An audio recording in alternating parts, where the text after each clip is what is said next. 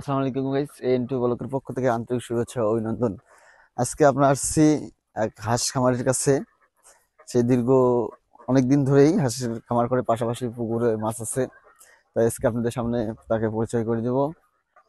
আসেন আমাদের সাথে। আশা করি আপনারা সবাই ভালো আছেন। আজকে আমরা যে বিষয়টা নিয়ে আসছি, হাঁসের খামার, আশা করি আপনাদের সবাই ভালো লাগবে। অলরেডি আমরা চলে আসছি। এখন আমরা সে তার সঙ্গে কথা বলবো। চলে আসছি এখানে। হাঁসে দেখতে পাচ্ছি যে অনেক হাঁস এখানে দেখতেছেন আপনারা। তাহলে আমরা এখন যিনি হাঁসের খামার দিয়ে তার সঙ্গে কথা বলবো। আসসালামু আলাইকুম মামা। ওয়ালাইকুম আসসালাম। মামা ভালো আছেন? আলহামদুলিল্লাহ। আলহামদুলিল্লাহ। আমি শুনলাম আপনি এই যে পুকুরের পাশাপাশি হাঁসের খামার করতেছেন দীর্ঘদিন ধরে। হ্যাঁ, তো আপনারা এখন আমার দর্শকের সামনে বলবেন যে আপনি এই হাঁস আর পুকুরে কিরকম আপনার ইয়ে হয়, মানে হাঁসের পুকুরের যে হাঁসের খামারটা দিচ্ছেন, মাছের খাবার কিরকম যাচ্ছে আর হচ্ছে হাঁসের জন্য কিরকম যাচ্ছে? আসলে এই হাঁস এবং মাছ একসঙ্গে করাতে, এই পুকুরের উপরে হাঁসের খামার করাতে আমার যে মাছের যে খাদ্যগুলো কেনা লাগছিল, হ্যাঁ হ্যাঁ হ্যাঁ যেমন ফিড কেনা লাগছিল, হ্যাঁ এখন বর্তমান আমার ফিড কেনা লাগতেছে না। এই হাঁসের যে ময়লাটা আছে, যে হ্যাঁ হ্যাঁ পায়খানাটা হ্যাঁ আছে, হ্যাঁ ওরা যে পায়খানা করে, হ্যাঁ এই ময়লাটা দিয়ে হ্যাঁ এখন মোটামুটি মাছের খাবারটা হয়ে যায়। এখন মাছকে আর এক্সট্রা ভাবে ফিট আর দেওয়া লাগে না। এই ময়লাটা দিয়ে মোটামুটি মনে করেন যে আমার মাছের খাবারটা হয়ে যায়, তাতে ইনশাল্লাহ মাছে ছাড়তে যে খরচটা এই দেয়, আর আদার্স আর কোনো খরচ লাগে না। আচ্ছা আচ্ছা। গাইস দেখতে পাচ্ছি তো আমরা ঢুকে কিন্তু অলরেডি হাঁসের কিন্তু চিলে চিলে উঠে গেছে।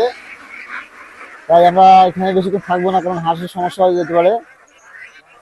তাই অলরেডি মামা কিন্তু বললো আপনাদের যেভাবে মাছের জন্য খাবার কিন্তু অনেকটাই ক্ষতি হয়েছে। মাছের জন্য ফিট কেনা লাগতো, অলরেডি সেবার ফিট কেনা লাগতেছে না, কারণ হাঁসের ময়াটা হলে ওনার মনে করেন মাছের খাবারটা হয়ে যায়। তাই মামা হাঁস কতদিন হয় লাগাইছেন আপনি? বয়স কিরকম হাঁসগুলার? হাঁস ভাগ্যা নিয়ে আসার একদিনকার বাচ্চা নিয়ে আসছিলাম। কত টাকা পিস নিয়ে আসছিলেন? এই বাচ্চা তখন নিয়েছিলাম আমার কেরিং খরচ সহকারে 50 টাকা পড়ে গেছে। 50 টাকা পড়ছে। হ্যাঁ, 450 পিস বাচ্চা নিয়ে আসছিলাম। 450 পিস? হ্যাঁ, এখন বর্তমান 430 পিস হাঁস আছে আমার। হ্যাঁ, আর 20 পিসের মতো নষ্ট হয়ে গেছে। নষ্ট হয়েছে। এখন হাঁসের বয়স 105 দিন। মোটামুটি 6-7টা করে ডিম এখন আসতেছে। মোটামুটি আসছে। ওইটা একটা হাঁসের ওয়েট কিরকম এখন? ওয়েট হাঁসাগুলেন বর্তমান প্রায় 2 কেজির কাছাকাছি হবে। আর হ্যাঁ যেটা মাতৃ মানে হাসি যেটাকে হ্যাঁ বলা হ্যাঁ হয়, হ্যাঁ। এটা এখন বর্তমান ওয়েট আছে 1 কেজি বা 1 কেজি 1 পোয়া এরকম। মানে সবগুলো হাঁস মানে এখন যেগুলো হাসি আছে এগুলো 1 কেজির প্লাস? হ্যাঁ, 1 কেজি প্লাস বা 1 কেজি এরকম হবে, হ্যাঁ কারণ আচ্ছা আচ্ছা। ডিমের হাঁসে হ্যাঁ ওই বেশি ওয়েট করলে বা চর্বি ধরালে ওই ডিমের প্রোডাকশন কম হয়, যার কারণে আচ্ছা আচ্ছা। ওই ইয়েটা এই যার কারণে ওই হাঁসকে নিয়মের মধ্যে খাবার দিতে খাবার হয়। টাবার দিয়ে আচ্ছা ওয়েটটা করানো হয়েছে আর কি। আচ্ছা আচ্ছা। তা আপনি হাঁস কি সবসময় এখানেই থাকেন, বাইরে যাওয়ার মতো কোনো প্রসেস করছেন এখানে? না, আমার হাঁস সবসময় এইখানেই থাকে। হ্যাঁ। হাঁস আমার এইখানেই সবসময় থাকে। প্রতিদিন হয়তো বা একটু করে ওই পানিতে দেন?